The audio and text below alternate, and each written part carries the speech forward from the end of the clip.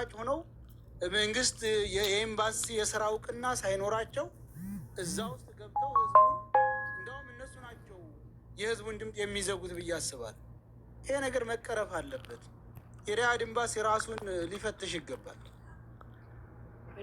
በደንብ እኮ እኛ ድምፅ ስንሆን እኛ ለውጭ ጉዳይ ድምጻችን እንዲሰማ ቪዲዮ ስንሰራ፣ ፔቲሽን ስናሰባስብ፣ ኢሜይል ስንልክ ለውጭ ጉዳይ ውጭ ጉዳይ አይደል የቀጠራቸው አለቃቸው። ስለዚህ ምንም እየረዱን አይደለም። ለምንድን ነው የተከፈተው ኤምባሲ? ምንም ዜጋን የማያገለግል ከሆነ ስለዚህ ተባብረን ሁላችን ሰርተን ሁሉም ሰው መፖሰት በቃ ማለት አንድ ነገር የሆነ ነገር ጮኸ ሲበዛ ይስተካከላል። እንግዲላቸው የሆነ ቪዲዮ እንስራና ሁሉም ሰው ይፖስተው ከዛ በኋላ ራሳቸውን ይመልከቱ። ካልሆነ እዛ በኋላ ደግሞ ሲሪየስሊ ነገ ቪዲዮ ሰራለሁ ለውጭ ጉዳይ አድርሱልኝ እባካችሁ ብዬ። ምክንያቱም በጣም ብዙ ዜጋ እየመጣ እዚህ እያለቀሰ እኛ ኮንታክት እያደረግናቸው እየመለሱልን አይደለም። ዜጋው በውስጥ የሚመጣው ሜሴጅ ብታይ ለሀቡ ለመማር አድርሱልን፣ ለነሳሪ አድርሱልን። የተሳቀቁ ይበቃ በጣም በዛ በጣም። ሁለተኛ ሰሞኑ ሳውዲ ላይ ሊገደሉ የሚል አይቻለሁ እና በሳውዲ ህግ ማንም አካል ካላጠፋ ወይንም ነፍሰ ገዳይ ካልሆነ ዝም ብሎ የሚገል መንግስት የለም። ሊገባኝ አልቻለም እና ብዙ ቪዲዮ ሲዘዋወር አይቻለሁ። ስንት ሰዎች 100 ሰዎች ግድያ ተወስኖባቸው ምናምን የሚል እዚህ ላይ ደግሞ ማረጋገጥ ያለብን ጥፋተኝነታቸው ካልታወቀና ነፍሰ ገዳይ ካልሆኑ ምንም አይነት ነገር የሳውዲ መንግስት አይገላቸውም። ሁለተኛ ደግሞ ነፍሰ ገዳይ እንኳ ተሆኑ እነዛ ሰዎች የገዳይ አካል ተጠይቆ ጉቦ ነው የምትፈልገው ወይስ ይገደሉ የሚል ተጠይቆ በህገ መንግስታቸው እንጂ ዝም ብሎ ካሳ ተጠይቆ እንጂ እንደው ዝም እንደሌላው ሀገር እንደ ሊቢያና እንደ ምናምን ሊገደሉ ነው ምናምን የሚባል ነገር ግን ዝም ብሎ ነው ህዝቡ የሚያወራው እንጂ አረቄ ሲሸጡ ነው የተያዙት ነው የተባለው። አረቄ በመሸጥ ደግሞ ከድሮ ወጥቷል አሉ ሀቢባ። ይህን ኢንፎርሜሽን በቀደም እንደሰማሁት የሆነች ልጅ መታ አልቅሳ ወንድሜ ሊገደልብኝ ነው አለች። ምን አድርጎ ነው ስላት በፊት እንደዚህ አይነት ሰዎች አይገደሉም፣ አሁን ደግሞ መገደል ጀመረ እንዴ ብላ ወደ ጥያቄ ያደረገችው ምንድነው ስላት አንዳንድ የሚሳበውን ስሙን መጥራት ስላለን የሚሳበውን ምናምን እጅ ከፍንጅ የተያዙትን መንግስት ሊገል ነው ተብሏል። ይሄን ደግሞ ኤምባሲ ካለ ትብብር ከጠየቀ ሊቀሩ ይችላሉ። ኤምባሲ መጠየቅ መብት የለውም። ለወንጀለኛ የመከላከል መብት የለውም። አላውቅም ወላሂ ላይ በደንብ አድርጌ ላስረዳችሁ። በተለይ በዚህ በአደንዛዥ እጽዋትና በዚህ በሚጠጣ ነገር በፊት ያለው ህግና አሁን ያለው ህግ የተለያየ ነው። በፊት በቀላሉ እስከ 20 ዓመት ሁሉ ይታሰሩ ነበር በዚህ ጉዳይ የተያዙ እስከ 25 ዓመት እስከ 25 እስከ 20 እስከ 30። አሁን ግን በጣም ቀላሉ ነው። አሁን በተለይ መጠጥ የሚባለው ምናምን ሲምፕል እየሆነ እየተለመደ ስለመጣ ለ3 ዓመት ሊፈርዱባቸው ይችላሉ። ከዛ በኋላ ግን የሆነ ምህረታዊ ሲመጣ ቀጥታ ወደ ሀገራቸው የሚያሳፍሯቸው እንኳን ከበፊቱ በተሻለ ሁኔታ ነው። አሁን በተለይ አሁን ባለው ህጋቸው በእንዲህ ያለ ዙሪያ በጣም ተሻሽሏል። መጠጥ እና ምናምን የተያዘ ይዞ የተገኘ ሰው 3 ዓመት ሊፈርዱበት ይችላሉ። ግን በየአመቱ ምህረታዊ ሲመጣ ይለቋቸዋል። እና እኛ ግን ለነሱ ድምፅ መሆን አንችልም። እኔ ለወንጀለኛ ድምፅ አለ ወንጀልን አላበረታታም። የተፈረደባቸውን ታስረው ቅጣታቸውን ተቀብለው አምነው ወደ ሀገራቸው ይግቡ። ይሄ ለወንጀለኛ አደንዛዥ ስለሚያዘዋውር መጠጥ አረቄ ምናምን ጠምቆ ለሚሸጥ ሰው ድምፅ መሆን ማለት ይህን ማበረታታት። ሌሎቻችሁም ነገ እየመጣችሁ አረቄ ጥመቁ፣ አደንዛዥ አዘዋውሩ፣ ከዛ በኋላ ስትያዙ እኛ ሚዲያ ላይ ድምፅ እንሆናችኋለን ማለት ነው። እኔ አልሆንም ድምፅ አደንዛዥ ስለሚሸጥና በዚህ ዙሪያ እንደ ድሮ አይደለም እንጂ እንደ ድሮ የሚባል አይደለም። በጣም አሁን በጣም ቀዝቅዟል። አሁን የድሮ ህግና የሆኑ በአደንዛዥ መጠጥ ምናምን ሊያስሯቸው ይችላሉ። 3 ዓመት ሊፈርዱ ይችላሉ። ግን ይለቋቸዋል። ግድያና ምናምን አይፈጽሙ። ማምለጥ አይቻልም እኮ አሁንም ቢሆን የሚሰሙ ልጆች ከነገም ወዳ ይህንን የማይሆን ነገር በህግ የተከለከለን በሞት ፍርድ የሚያስቀጣን ወንጀል ስራ አክቲቪቲ ማቆም አለባቸው። ጀኔሬሽኑ ማወቅ አለበት። በቃ እነዚህ ልጆች የመጨረሻ ወንጀለኛ ሊሆኑ ይገባል። በዛኛው በሚባለው በሚያዘዋውሩት ሌላ ስራ ይስሩ፣ ካልሆነ ወደ ሀገር ቤት ይግቡ። ከነገ ወዲያ ሲያዙ አይለቀቁም። በቃ የሞት ፍርድ ነው። ባጭሩ ለመክበር እኮ ነው ሚኪ። ትንሽ ስራ ሰርተው ቀስ እያሉ ከሚያድጉ ባጭሩ ለመክበር ነው ህገወጥ ስራ የሚሰሩት። ገባክ? ሳውዲ ደግሞ እንደዚህ ነገርን በጣም የምትጠየፍ ሀገር ናት። ስለዚህ መጠጥ እየጠመቁ መጠጥ የማይሸጥበት ሀገር፣ አልኮል የማይሸጥበት ሀገር ላይ እነሱ አረቄ እየጠመቁ ተው እየተባሉ ስንት ስቃይ እየደረሰባቸው እስር ቤት እያዩ እንደገና ሌላውም ይጠምቃል። ከሌ ሀብታም የሆነው በአረቄ ነው ይልካል፣ ይጠምቃል። እንደገና ተውስላቸው አይሰሙም። እኔ ለእንደነዛ ልጆች የምናገረው ብዙ ጊዜ ብዙ ወንድሞቻችን ይህንን ሲሰሩ እጅህ ተፈንጅ ሲያያዙ እናመልጣለን እያሉ ብዙ ልጆች እየሞቱ ነው። ይሄ ደግሞ በሚሰሙት ማስፈራራት ወይም ትገደላላችሁ በሚል ነው። ስለዚህ ማንም አይገላችሁ፣ እናመጣለን ብላችሁ ልቁንስ ህይወታችሁን አታባክኑ። እንደ አለበተሰሩ እጅ ተፈንጅ ተተያዛችሁ ዝም ብላችሁ እጃችሁን ስጡ። ቢጠና 3 ዓመት ታስራችሁ ነው የምትለቀቁት እንጂ በፍጹም ግድያ ይተኳኮሳሉ። ደግሞ እኮ ከሳውዲ ፖሊስ ጋር ያማ ኋላ ነው። ምን በጣም ከባድ ነው እኮ እዛማ ወደ ኋላ ገር ልክ ሊያዙ ሲሉ አረቅ የሚሸጡት ይተኳኮሳሉ ከፖሊሶች ጋር። ከዛም አሉ። ይሄ እኮ ችግሩ ምን አለ መሰለሽ፣ አሁን እኛ ብዙ ጊዜ የወንጀለኛ መጠለያ ነን። አሁን ሳውዲዎች በጣም የደበራቸው ነገር ምንድን ነው? የራሳቸው ዜጋ ከመንግስት ሲያፈነግጥ ሂዶ የሚገባው ኢትዮጵያኖች ጋር ጀበል ነው። ያ ሰውዬ ደግሞ ምንድን አቅራቢ ይሆንላቸዋል? ሳውዲው መሳሪያ አቅራቢ፣ ህገወጥ ነገሮችን አቅራቢ እና እንዲሁም ፖሊሶች ከመጡ አብሮ አታኳሽ ይሆናል። ያኮ ነው። አሁን ብዙ የአረብ ወጣቶች ሰው ገለው ስለሚያውቁ ስለሚገደሉ ቀጥታ የት ነው የሚገቡት? ከሀገሪቱ መውጫ እስከሚያመቻቹ ድረስ ጀበል ሄደው ኢትዮጵያኖች ጋር የሚደበቁት። ይሄ ነው እኮ አሁን ችግር እየፈጠረ ያለ። ማፍ ያደረጉት እኮ ሀገሪቷን በባህር ስለሚገባ እኮ ነው ህገወጥ ነገር የሚበዛው ሳውዲ ላይ። የሁሉ ገና ወጥ ነገር እየበዛ ግን ኤምባሲያችን ምንም እየሰራ አይደለም። ምንም ቲክቶክ ኤምባሲ ሆነ። አሁን እኛንን ቲክቶክ ላይ ያለው ማህበረሰባት ነን። ከኤምባሲ በላይ ለዜጋችን አዋጥተን ገንዘብ ታክሙ እንዲድን ድምፅ እየሆንን ፖሊስ ጋር እየደወልን ፖሊስ ቤት እንዲደርስላቸው እያደረግን ያለ ነው እኛንን።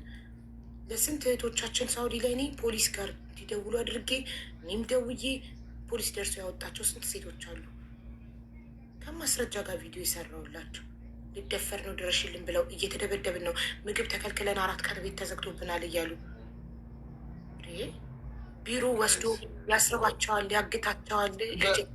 በሳውዲ ደግሞ ያልተለመደው የእኛ ማህበረሰብ ወደ ፖሊስ መደወል አልለመዱም። ይሄ ደግሞ አንደኛው ምክንያት ራሳቸውም ህገወጥ ሆነው ስለሚኖሩ ቢበደሉም በደላቸውን ይችላሉ እንጂ ብዙ ጊዜ ወደ ፖሊስ አይደወልም። ብዙ ጊዜ ፖሊስ እንደ አማራጭ አይጠቀም። ሁሉም እዛ ያለ አሁን ኩንትራት ያሉ እህቶች የትኛውም ሀገር የሆኑ ሳውዲ በነገራችን ላይ ፖሊሶቻችን በጣም ነው የሚፈሩት። ስለዚህ በቀጥታ ወደ ፖሊስ ችግር ከደረሰባቸው 993 ጊዜ ፖሊስ ላይ ቢደውሉ ፖሊስ ባለበት አካባቢ ይደርስላቸዋል። ይፈራሉ። በጣም አላቅም ይላሉ። እኔ አቢ ሙሳዕዳ አናፊ ምሽኪላ በይ በቃ አይኒድ ሄልፕ ብቻ ካልሽ ይመጣልሻል ፖሊስ ጩሂ ደውለሽ እላቸዋለሁ። ይፈራሉ። ፖሊስ ከመደወል ለምን እንደሚፈሩ ህገ ወጦቹ ብቻ መሰለኝ ህጋዊዎቹ መኖሪያ ፈቃድ እያላቸው ለሀቢባ ድረስልን ይለዋል። መጥተው ለሀቢባ ድረስልን ፈርተን ነው። በተለይ ኮንትራት ያላችሁ እህቶች ደውሉ በደንብ አድርጋችሁ 911 ጊዜ 909 ብዙ አይነት እርዳታ ዋናው 999 ነው። 999 ሲደውሉ ለሚመለከተው አካል እሳት አደጋ ከሆነ ወንጀል ከሆነ ወደሚመለከተው ያስተላልፋቸውን። ዋናው ግን 999 ነው። የሁሉም አረብ ሀገራት ፖሊስ ቁጥር። አሁን እዚህ ካታር ሆኜ 999 ብደውል የካታር ፖሊስ ጋር ነው የሚጠራው። ሳውዲ ሆነሽ 999 ስትደውይ የሳውዲ ፖሊስ ጋር ነው የሚጠራው። ከዛ የሳውዲ ፖሊስ አንቺ ችግርሽን ስትነግሪ ወደሚመለከተው አካል ያስተላልፍሻል። ሎኬሽን ስለሚያሳይ ደግሞ ባለሽበት አቅራቢያ ባሉ ያለ የጸጥታ አካል እንዲደርስ ያደርጋሉ። ስለዚህ አትፍሩ ለማለት ነው። ይረዷቸዋል። ኢማራትም ከሆናችሁ 999 ነው የምትደውሉት። ከዛ ወደሚመለከተው አካል እዛው ላይ እያለች ስልኩ ሳይዘጋ እኮ ነው የሚያስተላልፍሽ ችግርሽ እንድትናገሪ ማለት ነው። ለምን እንደምትፈሩ አላውቅም። 95,000 ነው። 100,000 ያስገቡት። አሁን ነገራቸው ሁሉ ኦልሞስት እዚህ ገብቶ ይባል ሁሉ አድርጉት። መኩን ውዶቼ መኩን ችግር የለውም። አብዬ እንጂ ያርጉት ምን ይጠቅማል? አንድ ሀሳብ መጥቶልኛል። ምን እንደመጣልኝ ታውቂያለሽ? አሁን ይሄ የምንሰማው መከራ ምናምን ለምን የሆነ ፒቲሽን ተዘጋጅቶ ሳውዲ አረቢያ የሚኖሩ ኢትዮጵያኖች በሙሉ እዛ ላይ ጽፈው እዛ ላይ ፈርመው ወይ ደግሞ ጆይን አድርገው ያንን ድምፅ ይዘን ንጉሱ ጋር ለምን አንገባም? የቱ ንጉስ? የሳውዲ ንጉስ? ምን አገባው? እኛ መክሰስ ኤምባሲውን መክሰስ ለሀገራችን መንግስት የቀበረው እሱን ሳይሆን ምን አለ መሰለሽ ሁለቱንም አንድ ላይ ማድረግ። እኔ የማስበው ምንድን ነው አሁን በጣም ብዙ ህገወጥ ልጆች አሉ እየተሰቃዩ ያሉ። ለእነዚህ ልጆች እድል ሰጥቷቸው ምህረት አድርጎ ከዚህ አሁን ከሚፈሩት ነገር ነፃ የሚወጡበት ነገር አሁን አለ አይደለም። ብዙዎቹ አሁን መውጣት ይፈልጋሉ። ለምሳሌ ወጥተው ህጋዊ ሆኖ ለመመለስ ግን አሻራ ሰጥተው ስለሚወጡ ዳግም ላይገቡ ነው የሚያዛቸው። ያችን ቢተውላቸው ገብቶሻል? ቀላል ነገር ማለት የሚከለክለውን ህግ እንዲያቆምላቸው እና ብናደርግና ብዙ ልጆች አሁን ይኸውልሽ ይሄ ሁሉ ደላላ ምኑ የሚደበቀው ለምን እንደሆነ ታውቂያለሽ? ማያጋልጡት ዞረው በዛ ወጥተው ስለሆነ ተመልሰው የሚመጡት። አየሽ መብቱ ምን መሰለህ? ይሄን የሚጠይቀው የኢትዮጵያ መንግስት ካልሆነ አይሰራም። አይ ብዛት ያለው ሰው ይሄ ፒቲሽን ማለት ያ ነው። ብዛት ያለው ሰው ልመና ካቀረበ ከኢትዮጵያ መንግስት በላይ የሳውዲ መንግስት በምን መልኩ ይኸው ለምሳሌ የመኖች ላይ የተሰራው ስራ የዛሬ 3 ዓመት የመን ላይ ጦርነት ሲነሳ የመን ውስጥ የሳውዲ ውስጥ የሚኖሩ ህገወጥ የመኖች ሙሉ በሙሉ ባሉበት ፖሊስ ጣቢያ ሄደው ህጋዊ እንዲሆኑ ተደረገ። ገብተዋል? ሙሉ በየትኛውም ቦታ ባሉ የመኔዎች። ይሄን ደግሞ የሚደረገው ከመንግስት የሆነ እንትን ሲቀርብ ነው እንጂ በእንዴት ብሎ በምን መልኩ ወይም ደግሞ በትዊተር ቢሆን አይደለም። ዋናው የሰው ድምፅ መንግስት የምትለው የሰው ድምፅ እኮ በምን መልኩ ነው ድምጡን የምታሰማው ነው እኮ ፒቲሽን ነው። ፒቲሽን ይፈረማል። ሳውዲ ያሉ ሰዎች ኢሜል ያወጣሉ፣ በኢሜላቸው ይፈርማሉ። ሳውዲ ላይ የሚኖር አጠቃላይ ኢትዮጵያዊ ገብቶሃል? በመቶ ሺዎች የሚቆጠር ከተፈረመ እንደገና ውጭ ያለ ነው ደግሞ ሳፖርት ካደረግን የኢትዮጵያ ጥያቄ ይሆናል፣ የኢትዮጵያኖች ጥያቄ ይሆናል። ይሄ ደግሞ ኮንሰርን ያደርገዋል። ማን ነው ቁልፏ ምንድን ናት? ቁልፏ እኮ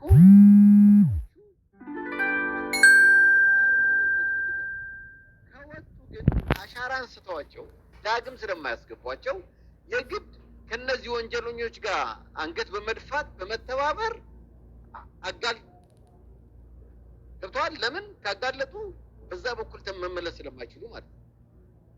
አሁን ይሄን ነገር ሳውዲዎችም የሚፈልጉት ቤኔፊታቸው ነው። ሌላም ዜጋ ሁሉም ዜጋ ኢትዮጵያ ውስጥ እኛ ስለ ራሳችን ነው የምናወራው። ስለ ራሳችን ነው ማውራት። ስለዚህ ለኢትዮጵያ ብቻ ይቀየራል ብለህ ታስባለህ? ለኢትዮጵያውያን ብቻ የሳውዲ መንግስት ይቀይረዋል? ለማን አይደለም፣ ለማንም ይቀይር። ምንድን ነው እችን ይሄ ዳግም መግባት አትችሉም የምትለው ነገር ገብቶሻል? ብትነሳላቸው ብዙ ልጆች ከስቃይ ሁሉ ይድናል። በቃ ህገወጥ ሆነው እኮ ገንዘብ ይዘዋል የተወሰነች ያችን የያዟትን ገንዘብ ይዘው ወጥተው ህጋዊ ሆኖ መግባት ይችላል መልሰው በሚያውቁት ሀገር ማለት ነው። ስለዚህ ለሳውዲም ጥቅም አለው፣ ለኢትዮጵያኖችም ጥቅም አለው። ለእነዚህ ደግሞ ለህገወጦቹ ሞታቸው።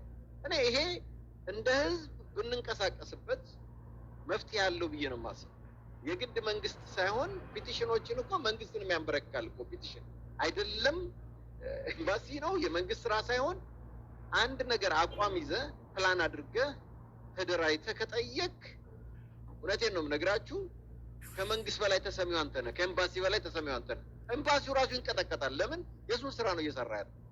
እሱ ራሱ ችግር ውስጥ ነው የሚገባው። ስለዚህ እዚህ ላይ ይሄን እንደዚህ አይነት ነገር ብናደርግ ብዬ ነው ሀሳብ ይመጣልኝ። እዚህ እሱ ሀሳብ ባይዘዌ ይሄ የሳውዲ ችግር ብቻ አይደለም። ካታርም፣ ኢማራትም፣ የትኛውም ሚድል ኢስት አረብ ሀገር አንድ ሰው ህገ ወጥ ከሆነና በፕሌን ወደ ሀገሩ ከገባ ተመልሶ እዛ ሀገር መግባት አይችልም። ሶ ምንድነው ህጋዊ ሆኑ ነው ዋናው ነገር ሳውዲ ብቻ አይደለም። አሁን ግን የኛ ከዚህ በላይ ግን አሳሳቢው ትልቁ ይሄ ሊቀየር ይችላል አይችልም ከሚለው በላይ ግን የኤምባሲ ጉዳይ ነው አሳሳቢው። አሁን ወገናችን እየሞተ አስክሬን እየገባ ያለው በኤምባሲዎች ምክንያቱም ኤምባሲ እያገዘን ስላልሆነ መጀመሪያ ይህን ችግር እንፍታ፣ ከዛ ወደ ትልቁ እንሄዳለን ባይነኝ እኔ ኢምፖርታንት ለእሱ ይቻላል። ለኢትዮጵያ መንግስት ማስገባት ይቻላል። እንዳሉ ሊቀየሩ ይችላል፣ ሊባረሩ ይችላል። ኢንሻላ እኔ እንዳልከተደረገ አሰማለሁ፣ ቪዲዮ ሰራለሁ። ነገር የውጭ ጉዳይ አድርሱልኝ ብዬ ፒቲሽን ሰብስቦ ለኢትዮጵያ መንግስት ፊርማውን ማስገባት ይቻላል። ያው ኢትዮጵያ መንግስት እንግዲህ አክሽን የሚወስድ ከሆነ ማለት ነው። እኔ አይዳውድ ግን ምናልባት ነው ለህዝብ ከቆመ ይህን ነገር ማድረግ ያለበት ያው ቁምና ይሰሙናል። በዚህ ላይ በየቀኑ ቪዲዮ ሰራለሁ። የውጭ ጉዳይ ኢሜይልን አስቀምጣለሁ። እኔ ኃላፊነት እኔ ስለ ራሴ ነው መናገር የምፈልገው። ነገ ለውጭ ጉዳይ አድርሱልኝ ብዬ ቪዲዮ ሰራለሁ። የውጭ ጉዳይ ኢሜይልን አስቀምጣለሁ። ራሴ ኢሜይል አደርጋለሁ። ከኔ የሚጠበቀውን አደርጋለሁ። ቀጥሎ እናንተ ኃላፊነት የሚሰማችሁ ኢትዮጵያውያን በጠቅላላ በማስቀምጠው ኢሜይል በማድረግ ድምጽ መሆን ትችላላችሁ። ቪዲዮን ሼር ዲዩት ሪፖስት ማድረግ ትችላላችሁ። ይህንን ነው እኔ ማድረግ የምችለው። ምክንያቱም እስከዛሬ ግን ካውንስሉ ኤምባሲ ዋና ኃላፊው ማን ነው? የሳውዲ ጉግል ላይ ገብተሳችሁ ያለ ፎቶ አለ። ስሙ ሳውዲ አረቢያ ኢትዮጵያ ኤምባሲ ሳውዲ አረቢያ ውስጥ አምባሳደር ብለህ ስላቸዋል። አምባሳደር ኦፍ ሪያድ ሳውዲ ኢትዮጵያ ኤምባሲ ተስማርክ አለ። ግን እኔ አንድ ነገር የምለው በባህር መምጣት ወንጀል ነው ከተባለ ሰውም እየሞተ ነው ከተባለ ለምንድን ነው የማይሰጋው? በባህር ያለው መንገድ ነው የመጀመሪያው ነገር። ይችላሉ መዝናት። ምሳሌ ሳውዲ መንግስት ወንጀለኛ እንዳይገባበት ህገወጥ ስደተኛ እንዳይመጣበት ከፈለገ ለምንድን ነው ዳር ድንበሩ ጠርቀሙ የማይሰጋው ነው? ጠባቂዎች እኮ ተተኩሰው እኮ ነው ደላሎች የሚያስገባሉ። ሚኪ ምን መሰለህ፣ ሳውዲ በጣም ትልቅ ሀገር ነው። ሜዳውን ቦታ በደንብ አድርገው አጥረዋል በሽቡ። ታውቃለህ፣ የእኛ የሚመጡት በገደል ላይ ነው። በወዳ ብለው የሳውዲ ጠባቂዎች በሌሉበት በሌሊት ለዛውም እየተተኮሰባቸው። በነገራችን ላይ የሳውዲ እኮ አሁን እንዳውም የአጅነቢ ወታደር እያመጡ ነው እንጂ የድሮዎቹ እኮ ቢሞቱ ወደ ሰው አይተኩሱም ነበር፣ ወደ ሰማይ ነበር የሚተኩሱ። እየገባን እያዩን ዝም ብሎ ወደ ሰማይ ነበር የሚተኩሱትና ደግ ነበሩ። በቃ በእጃዝን ይይዛሉ። ድንበራቸውን በሽቦ ጥሰን እየገባን ለማስፈራት ወደ ላይ ተኩሳሉ። ደንግጦ የቆመውን ይዛሉ። ረግጦ ሄደውን ይተው ነበር። አሁን ግን ከመስር እና ከፓኪስታን ወታደሮች ቀጥረው ስላመጡ እየመቱ ነው። አሁን እየመቱ ነው። ጥብስ ነው የሚያደርጉ። ስለዚህ በገደል ቦታ ሄዶ ነው ሰው የሚገባው። በጣም ዝንጀሮ እንኳ ሄደውን በምትልበት ገደል ላይ ተንጠላጥሎ ከባድ እንኮኛ ቀላል እንዳንመስል።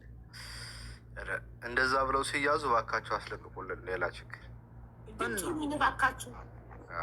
ከዛ ድምፅ ትሆናለህ፣ ታስለቅቃለህ። መልሰው የዛሬ ዓመት ይሄዳሉ። አልሰማም እንደ ባህል ጉዳይ ገመድ ሲሉ በገመድ አምባሳደሩ አቶ ሌንጮ ባቲ ናቸው አይደለም፣ ሙክታር ከድር ናቸው። የኦሮሚያ ክልል ፕሬዚዳንት የነበሩት ሳውዝ አፍሪካ ነው የሚለው። ኦኬ፣ እዚህ ላይ ግን የመጣልኝ በ2002 ነው የሚያሳዩ። ሌንጮ ባቲ አሁን ከረንትሊ ያለውን ሰርች አድርገህ ለምን አትናገሩ? ለምንድን ነው የምትፈሩት? ሙክታር ከድር ነው እያልኩ ሳውዝ አፍሪካ ላይ ነው የመጣልኝ እሱ። እንዴ መቼ ተቀይሮ? አይ ዶንት ኖ ምን አውቃለሁ። ከረንት አምባሳደር አትለውም? ተደጉግል ኢትዮጵያን ሳውዲ አረቢያ ከረንት አምባሳደር አድቫንስ ከረንት በለው። ኧረ ዓመተ ምህረት ሁሉ አስገብቼ እኮ አልመጣልኝ። ቆይ ነው አጣለን። እንዴት አታውቋቸው? እኔ እስካለው ድረስ ሙክታር ከድር ነበሩ። ማን ነው የሚለው በመልክ አላውቀውም፣ ስሙን አይናገርም። ሙክታር ከድር ያ ዩ ራይት። ኦኬ ሙክታር ከድር ነው። ኦኬ ያ በ2025 ነው የተሾሙት። ኦኬ ከ2025 ጀምሮ አሁን ያለው ሙክታር ከድር ነው እንደማውቀው። ሙክታር ከድር ነው። ኦኬ እስኪ ኮንታክት እናደርጋቸዋለን።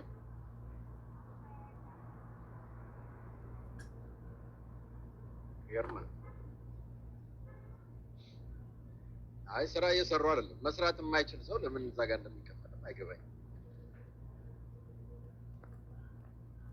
ስለዚህ ዶክተር ሙክታር አብዲ ምናምን ነው የሚለው እና አሁን ያለው እሱ ነው። ጉግል ላይ ያለ ተቀምጧል። ሙክታር ዶክተር ነው።